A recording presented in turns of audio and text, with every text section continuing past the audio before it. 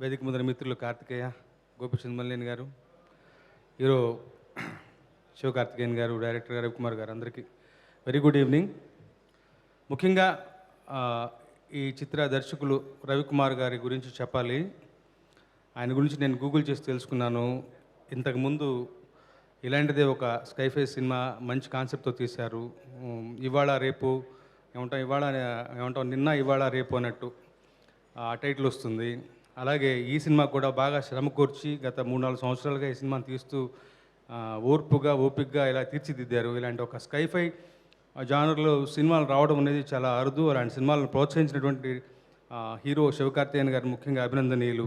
ఆయనకి శివకార్తికేయన్ గారికి ఒక స్పెషల్ ఆడియన్స్ ఉన్నారు. మనం చూసాం ప్రిన్స్ సినిమాతో పాటు. అలాగే తప్పకుండా ఇక్కడ తెలుగు ఆడియన్స్ కోసం కూడా ఆయన సినిమాలు చేస్తూ వీళ్ళని తృప్తిపరుస్తూ ఇలాగే మరిన్ని మంచి మంచి సినిమాలు తీయాలి. ఆ తర్వాత అడిషనల్ అట్రాక్షన్ ఈ సినిమాకి ఏఆర్ రెహమాన్ గారి మ్యూజిక్ అంటే ఎక్కడో అంచనాలు ఆకాశాన్ని అంటుతూ ఉంటాయి. గొప్పగా ఉంది. ఈ ఆల్బమ్ నేను ఒక 2 మంచి పాటలు రాశాను. వేరే లెవెల్ అన్న పాట చాలా ఇష్టమైన పాట. అలాగే ఐలా టైటిల్ సాంగ్ కూడా రాశాను. ఈ 2 పాటలు నాతో రాయించుకున్న రవికుమార్ గారికి థ్యాంక్స్, రెహమాన్ గారికి కృతజ్ఞతలు, శివకార్తికేయన్ గారికి. ముఖ్యంగా తెలుగులో మిత్రులు మహేశ్వర రెడ్డి గారి సినిమా చేస్తున్నారు. వారికి ఈ సినిమా మంచి లాభాలు సంపాదించి పెట్టాలి.